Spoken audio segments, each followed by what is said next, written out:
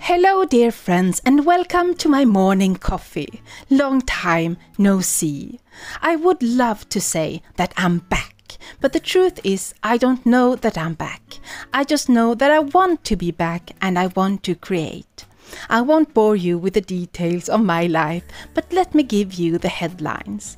I was sick when 2023 turned into 2024, and since I live with EDS and chronic pain, it took a long time to muster up the energy for anything else but the most basic things in life.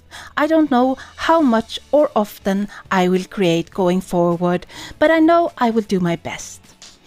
I will just have to see where this takes me and how many projects I have the energy for.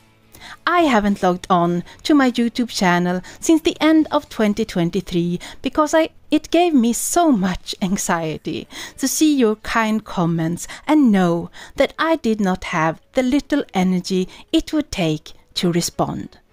When I have recorded this voiceover, I will log on for the first time in 8 months. So for everyone who has connected or commented and did not get a response, please forgive me. I cherish the connection I have with you all, and I am so thankful to have this channel to be able to share what I create. So let's try to move forward together.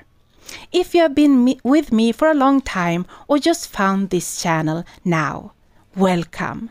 My name is Julia and this channel, Artsy Not Fartsy, is where I take you with me as I create imperfect, over-the-top, crazy crafting projects. Thank you for being here. I have so many ideas that need creating. Now, let's get into this new project.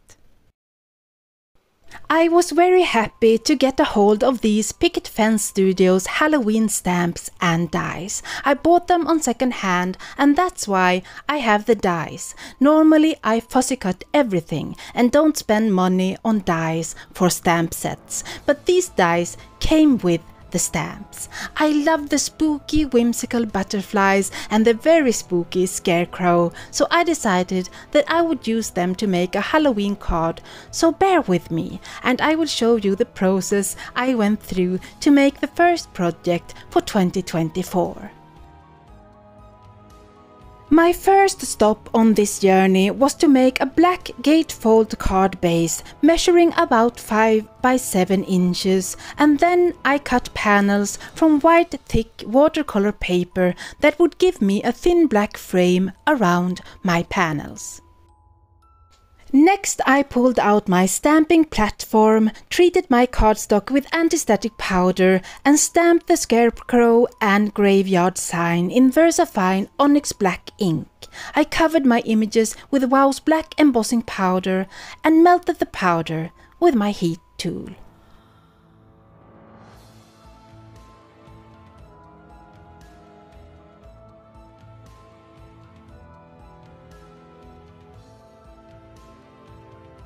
I have 5 white panels and I want those amazing butterflies on those panels, so I stamped them in VersaFine Onyx Black ink and heat embossed butterflies with Wow's black embossing powder on all of my panels.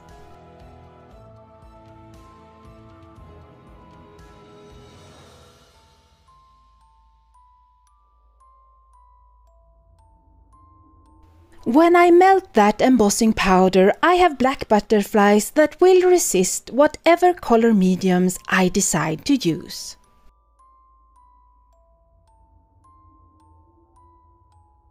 Now let's add some color and shimmer to my heat embossed panels. I will mix Distress Oxide sprays in Spice Marmalade and Black Soot with Distress Spray stain in Twisted Citron and Shimmering Mica stains in Burnt Amber and Hocus Pocus. I spray with water first and then start off with black, followed by the orange and then the yellow-green before I finish with the shimmering red and purple. I add more water so the colors can blend and those glossy black butterflies resist the ink.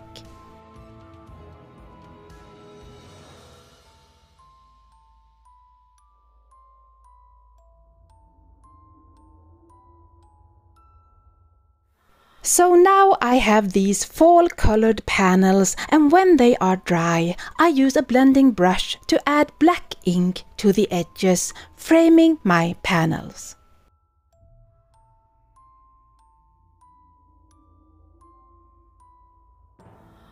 Next, I am using distress inks to watercolor my images. I use old paper ink to color the scarecrow's creepy hands. And I use spiced marmalade, rusty hinge and vintage photo ink for his pumpkin head, adding the darker inks where I want the shadows and lighter in the middle. I use purple inks in Villainous Potion, Wilted Violet and Shaded Lilac to color his coat, following the shadows already in the image to add shadows and highlights.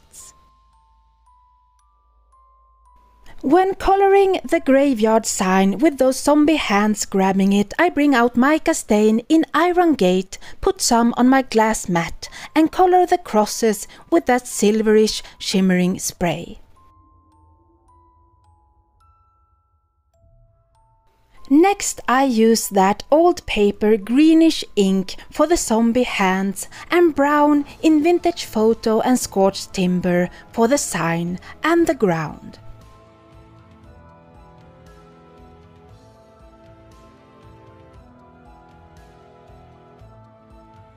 So now I have my sign and scarecrow colored and my panels are dry, so I decide to bring out Distress Spritz, which has a colored pearl shimmer in a clear liquid.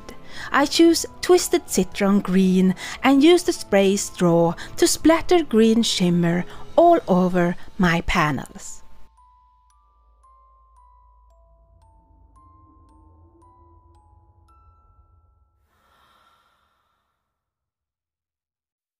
Now I need some matching sentiments, so I use Distress Oxide inks in Twisted Citron and the embossing glaze in Twisted Citron as well.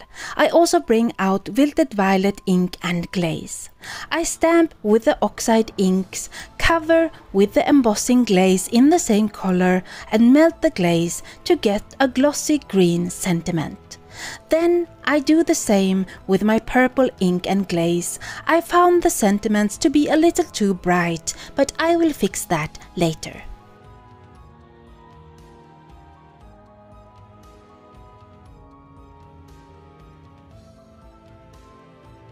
Now I have colored images, dry background panels and sentiments. I use the dies for the images not to cut them out. Instead I use them to cut out a black shadow for the images to give them dimension and help them stand out from the background.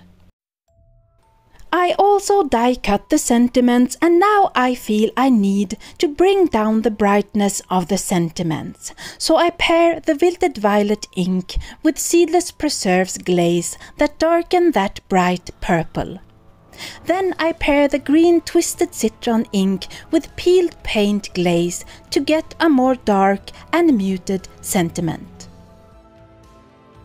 Because I embossed the sentiments, they will resist ink, so I bring out the same sprays as I used on the background panels and use a brush to paint the white around the sentiments, mixing those colors and adding that shimmer.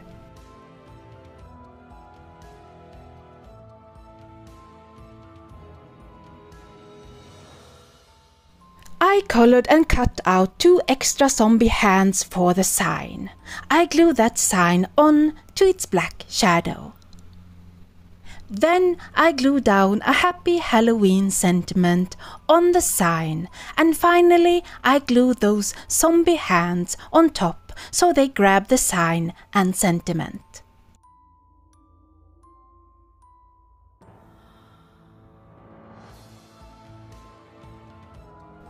I glue the scarecrow onto the black shadow die cut, and then I want to give the sentiments some dimension.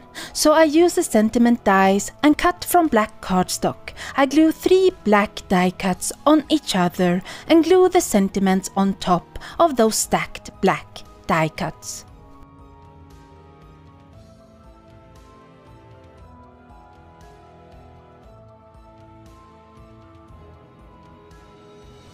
It's finally time to glue these panels onto the black card base, and as I glue them down, I feel this card needs something to hold that gatefold closed.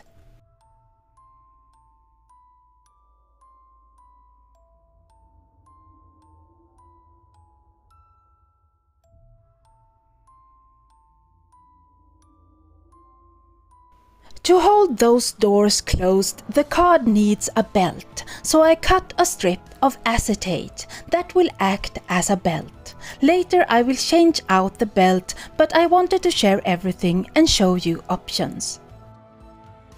To decorate the belt, I chose this spider stamp, and since it's acetate, you will need to use an alcohol-based ink. I'm using StazOn Jet Black ink and stamp those spiders on the acetate belt.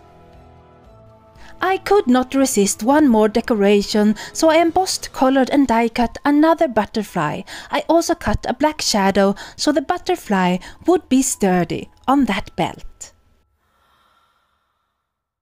Finally, I get to glue down the scarecrow and a bunch of my sentiments saying, "Hey boo, happy Halloween," perfectly wicked together, and the final sentiment saying, "All trespassers will be added to the brew."